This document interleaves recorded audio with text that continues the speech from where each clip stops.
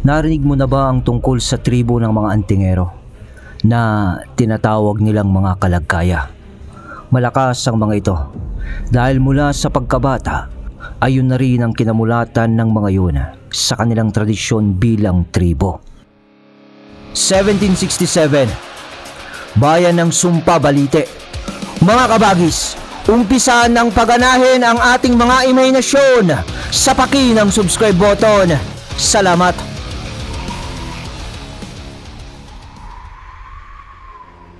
Si Talas ang siyang pangunahin nating karakter sa kwento.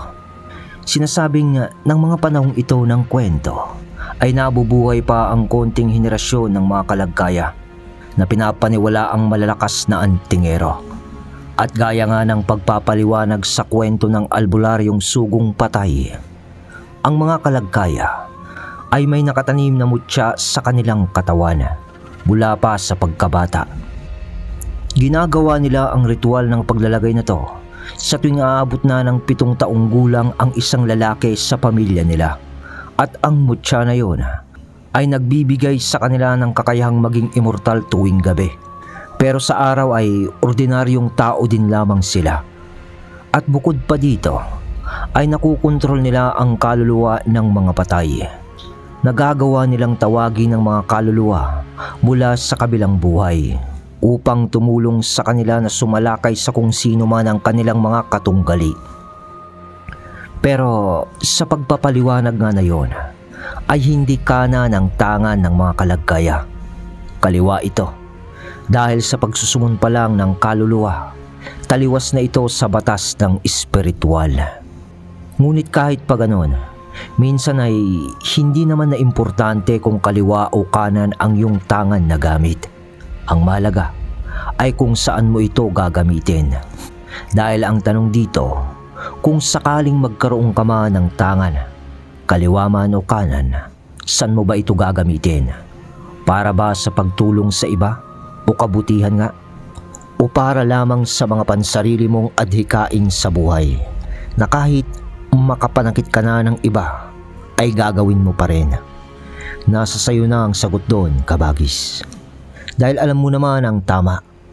Gaya nga ng kwento kay Talas na galing sa tribo ng mga kalagkaya.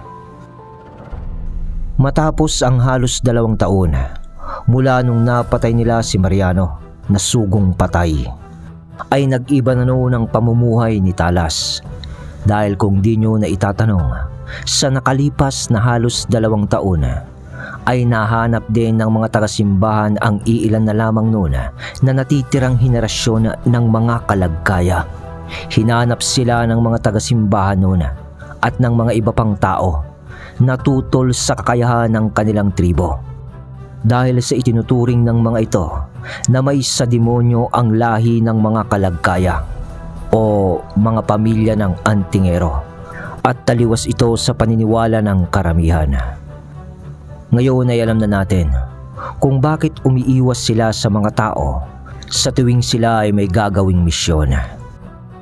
Pero nang isang araw, sa bayan ng Sumpa Balite, ay pinasok ng armado ng mga patalim na kalalakihan ang baryo kung saan nakatira ang mga kalagkaya.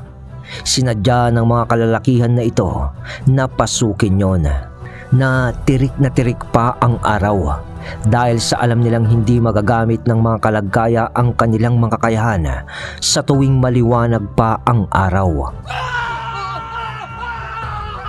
Takbo! Takbo, Talas!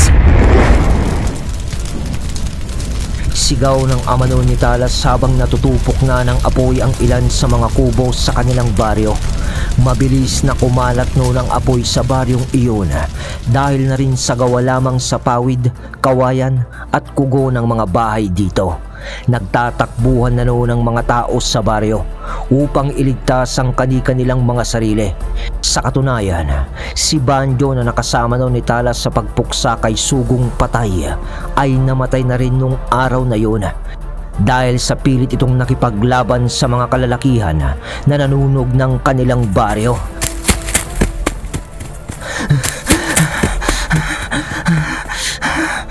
hingal ng pagtakbo nun ni Talas sa kakahuyan upang iligtas ang kanyang sarili. Maluha-luha pa noon si Talas dahil sa alam niyang sa mga sigawan na naririnig niya mula sa nasusunog nilang baryo ay marami nang namamatay. Maski si Darako na siyang parang pinakakuya nila ni Banjo ay hindi na rin alam noon ni Talas kung nasaan na. Sana mas marami ang makaligtas pa. Uwi ka noon ni Talas habang nananakbo na mangilid-ngilid ang luha sa kanyang mga mata dahil sa sinapit ng tribong kanyang pinagmulan.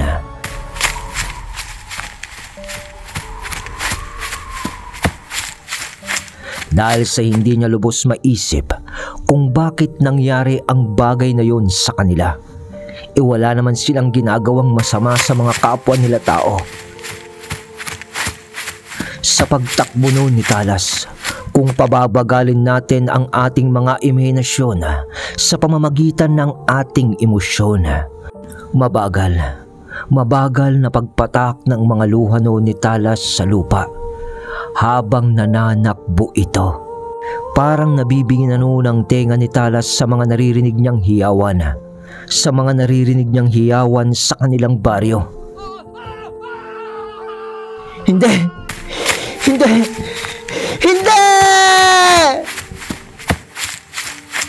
Sigaw niya. Gulong-gulo noon ang isip niya. Galit, paghihiganti, pagkamuhi at kalungkutan ang nararamdaman niya ng mga oras na yun habang siya ay tumatakbo. Hanggang sa nakalayo na nga si Talas sa baryo ng Sumpa Balite kung saan sila nakatira.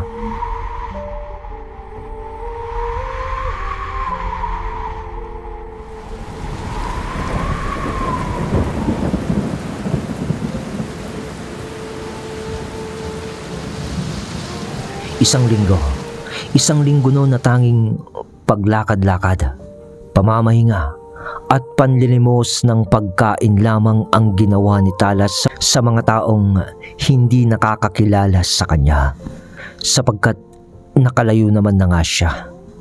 Paidlip-idlip lang noon si Talas sa kung saan na siya aabutin ng antok. Sa daan, sa kakahuyan, o sa kahit anong parte lang na mayroon siyang konting masisilungan. Edad 19 pa lang naman noon si Talas, kaya medyo hindi pa niya alam kung ano ang ginagawa niya sa kanyang buhay, at ang naiisip lang niya ay kung papaano siya magsisimulang muli na mag-isa. Dahil sa kanyang pagtakas ay niwala man lang siyang nadalang gamit, kundi ang nag-iisang punyal lang na armas. Hanggang sa isang araw, sa paglalakad noon ni Talas sa isang maliit na merkado,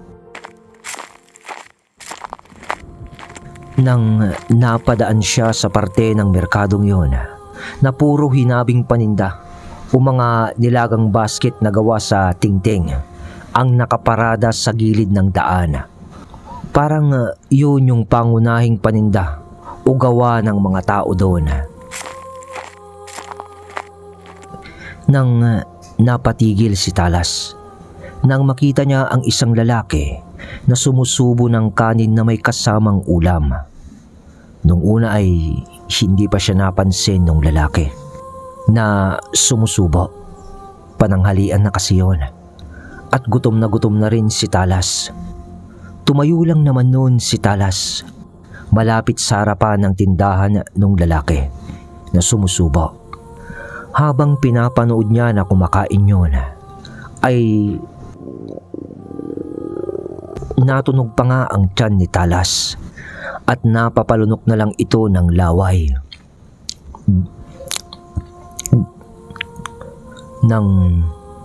Oh, Toy! Bibili ka ba? Pili ka lang. Tanong nung lalaki na napatigil sa pagsubo ng maagaw ang pansin nito kay Talas. Hindi ho. Nagugutom lang ho kasi ako. Sagot ni Talas ng direkta. Medyo sanay na kasi siya noon sa mga ganong sitwasyon. Yung makikikain lang. Ano? Aba halika. Saluhan mo ako. Total, marami naman tong baon ko. Sagot naman ng lalaki na wala nang patumpik-tumpik pa.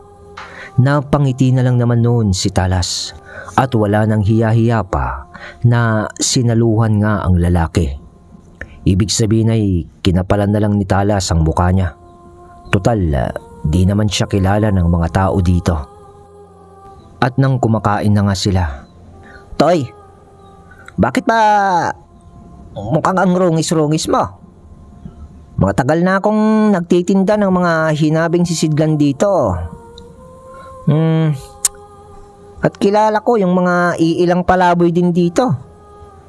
Pero ikaw, parang ngayon ko lang nakita, ha? Tanong ng tindero.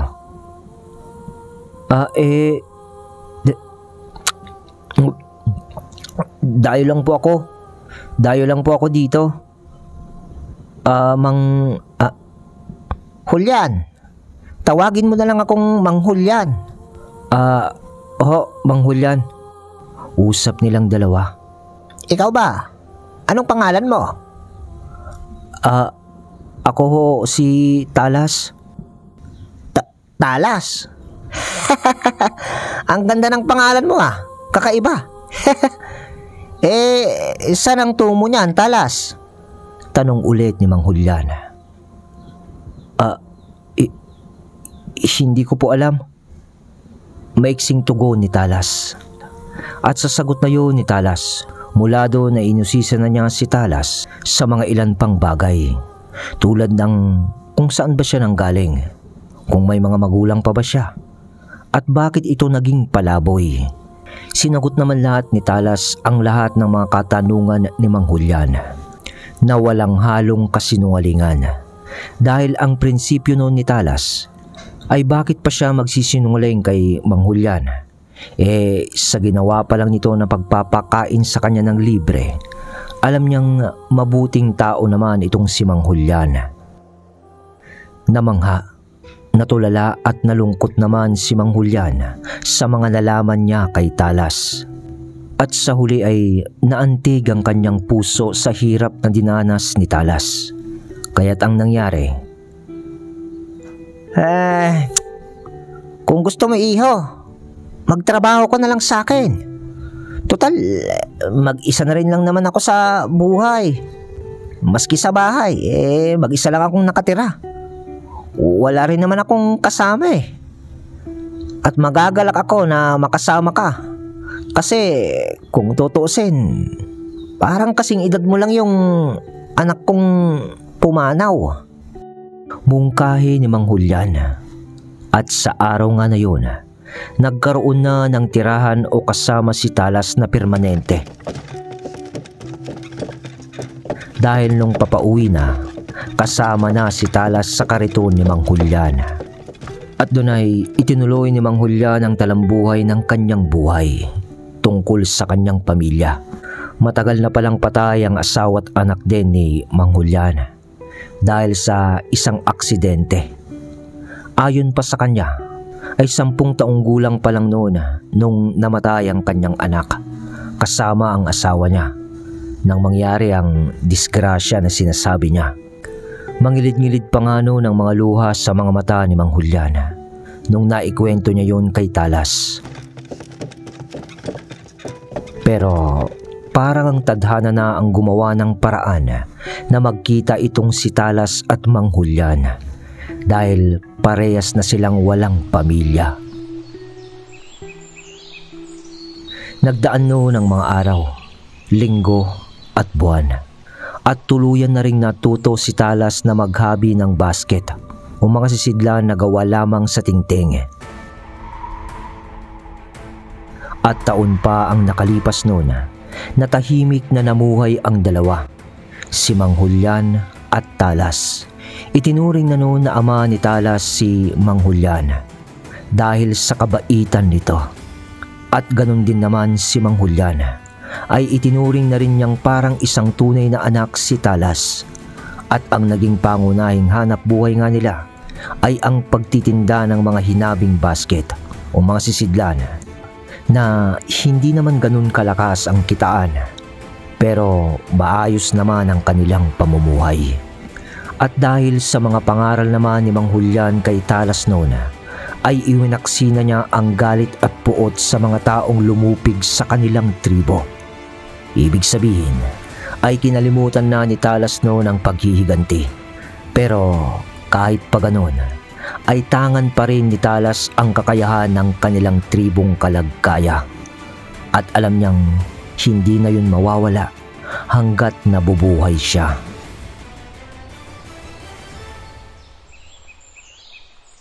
Ngunit ng isang araw, habang naghahabi noon si Mang Julian sa bakuran ng kanilang bahay, at si Talas naman noon ay nagsaing na para sa kanilang pananghalian doon sa lutoang kahoy, bigla na lamang may mga dumating na panauhin.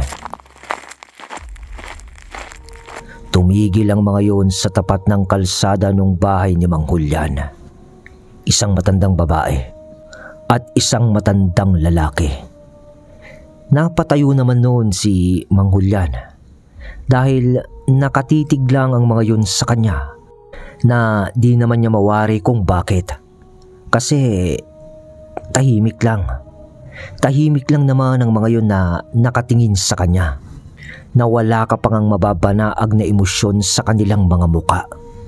Parang di nga humihinga ang mga yun sa pagtitig nila. Nang maya-maya pa, si Mang Julian na ang lumapit sa mga yon habang nagsasabi ng, Amang! Inang! Ano pong atin? Bakit po kayo naparito? Tanong ni Mang Julian.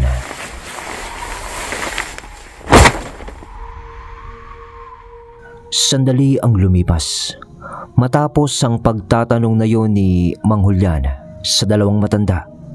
Nasa likod bahay pa lang noon si Talas, at nang bubuksan niya sana ang kaldero para tignan kung luto na yung kanin, nadulas sa tela ang hawak niyang takip ng kaldero at nalaglag ito, at gumawa ito ng konting ingay, nang parang kinutuban siya noon na may mali sa esensya ng paligid. Di pa niya sigurado kung ano ito, pero hanggang sa napansin niyang walang masyadong ingay. Pagkatapos ng bagyang pagkakarinig niya ng boses ni Mang Julian sa harapan, hinango niya muna noon ang kaldero mula sa lutuan nilang kahoy at ipinasok sa kanilang kusina ni Mang Julian.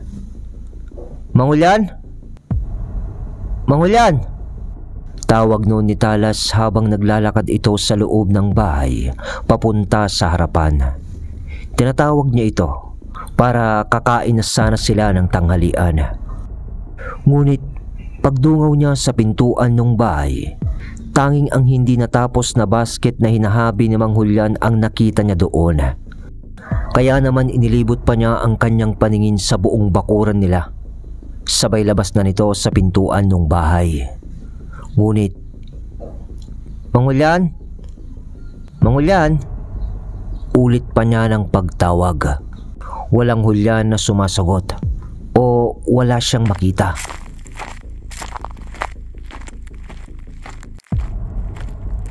Naglakad-lakad pa siya noon ng konti sa bakuran na lilingalinga sa paligid, hanggang sa napansin ni Talas ang isang itim na tela na nakasabit sa trangka na kawayan na bakod ng kanilang bakuran. At hindi pa man nalalapitan ni Talas ang kapirasong tela na itim na yon, ay kinutuban na ito ng masama. Nakakaramdam siya kasi ng negatibong enerhiya sa tela na iyon. Linapitan niya ang nakasabit na itim na tela, at wala nang sabi-sabi ay hinawakan niya to. Nang mahawakan niya yon, ay biglang nayanig ang kanyang braso sa isang malakas na vibrasyon, dahil biglang gumana ang kakayahan ni Talas sa panyong iyon. At kasabay pa nito ang pagbulong sa kanyang wisyo ng isang boses na, Kung gusto mong maabotang buhay pa ang taong nag-aaruga sa'yo, o tinuturing mo ng ama, ay puntahan mo ang kabundukan ng Sumpa Balite.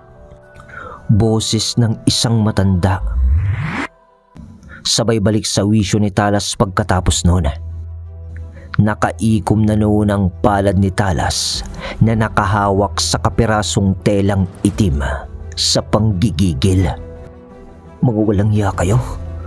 Pati ba naman si Mang Julian? Idadamay niyo sa interes niyo sa kakayahan ko? Bulong noon ni Talas sa kanyang sarili, kasabay ng panggigigil nito sa nangyari. Dahil alam na niya, dinukot noon si Mang Julian ng mga naturang nilalang. Dali-daling tumakbo noon si Talas sa loob ng kanyang silid at doon ay binuksan niya ang isang sidlan na hinabi sa tingting. Sabay labas niya ng kanyang patalim na punyal na pangunahing armas ng kanilang tribo. At mula dito ay nagising ang matagal nang natutulog na kakayahan ni Talas. Doon ay agad itong naghanda upang tugisin at patayin ang mga lalang na dumukot sa taong itinuring niya ng ama.